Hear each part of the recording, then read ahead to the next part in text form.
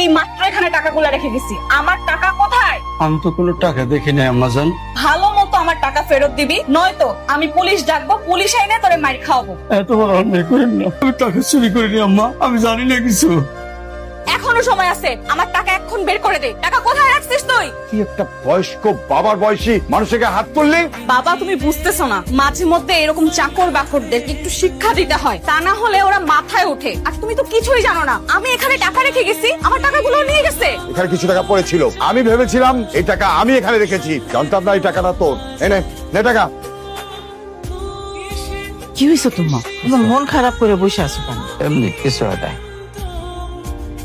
কেন কামে যাই নাই তোকে কই তৈব ঘরে বসে আছি কেন? তোকে কাছে কই ক্ষতি তৈ বাবা, আমার মন চাই নাই, আমি যাই নাই। কি হয়েছে তোমার আমারে কও।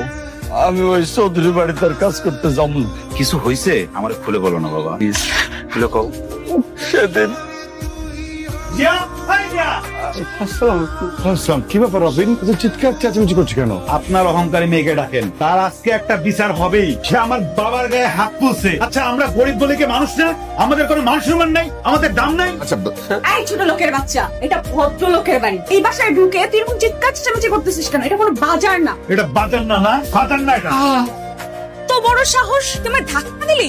দিলাম, তুই অন্যায় করছিস। তুই শুধু অন্যায় করিস নাই তো, তুই আমার বাবার গায়ে হাত তুলছিস। তুই আমার বাবার কাছে ক্ষমা চা, ক্ষমা চা, পায়ে ধরে তোর ক্ষমা চাইতে হবে। এই ছোট লোকের বাচ্চা, তুই কি বললি?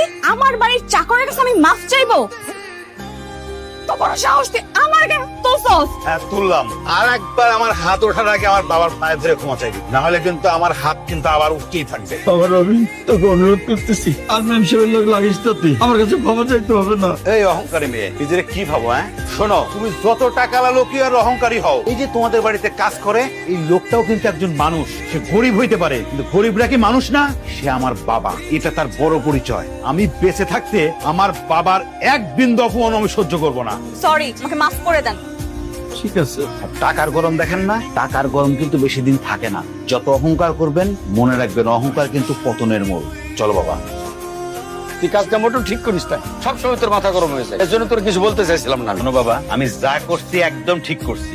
বড় লোকরা নিজেরা কি মনে করে ওরাই শুধু মানুষ, আর আমাদের মতো গরিবরা মানুষ না। না তাই বলে আমি যে বাড়িতে কাজ করি সেই বাড়ির মালিকের মায়ের তুই মারবি, গায়ে হাত তুলবি? তুই গায়ে হাত তুলছস? আমি যে ওই মেয়েটার গায়ে হাত তুলছি তুমি শুধু সেটাই শুনলা, সেটাই দেখলা। আর ওই মেয়েটা আমার বাবার গায়ে যে হাত তুলছে সেটা তুমি একবার খেয়াল করলা না? চৌধুরী সাহেব কিছু পরে? আরে তুমি কি চিন্তা করতেছো? করে বসে আমার চাকরিটা মনে হয় নাই। চাকরিটা আছে কিনা তো তুমি বুঝতে পারতেছি না। যদি চাকরিটা চলে যায় তাহলে আমি পুরো বেকার হয়ে গেলাম না। খুব ভালো হবে। তোমার কতদিন ধরে বলতেছি যে তুমি কাজ কাম বাদ দাও, তুমি বাসায় থাকো, মার একটু সেবা যত্ন করো, মার একটু সময় দাও। তা না করে তুমি কাজ না করলে থাকতে পারবা না, তোমার প্রতিদিন কাজে যাইতেই হবে। আমি তো 2 পয়সা ইনকাম করতেছি, দূরে ডাল ভাতের ব্যবস্থা তো হচ্ছে, তোমার কাজ করার কি দরকার? তোমার ছেলের কথা শোনো, আমি এতদিন রোজগার করে খাওয়ালাম, তাতে কিছু হয় নাই, তিনি এখন আমার রোজগার করে খাওয়াবেন। ব্যাপারটা কি এরকম? খালি কথা বলে খাওয়াবেন না, খাবার দাও। তার মানে চাকরিটা আমার চলে যাবে, তুই ঠিক করছিস।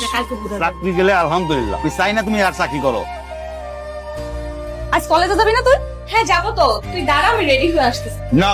আসসালামু আলাইকুম আঙ্কেল। ওয়ালাইকুম রিয়া আজকে থেকে কলেজে যাবে না। রিয়া আজ থেকে কলেজে যাবে না তো কি করবে? ও বাড়ির সব কাজ করবে।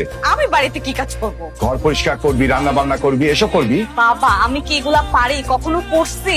বিয়ের আগে কেউ পারে না, বিয়ের পর শ্বশুরবাড়ি গিয়ে এসব কাজ করতে হয়। শোনো বাবা, যে বাড়ি থেকে আমার এসব কাজ করতে হবে সে বাড়িতে আমি বিয়েই করবো না। মগে মূল্য পাইছিস তাই না? শ্বশুর বাড়িতে প্রত্যেকটা মেয়েকেই কাজ করতে হয়। আজকের থেকে তুই বাড়ি বাইরে যেতে পারবি না, কলেজ বন্ধ, পড়াশোনা বন্ধ, মনে থাকবে। কোনো সময় আছে, ওকে একটু বোঝাও। আচ্ছা ঠিক আছে।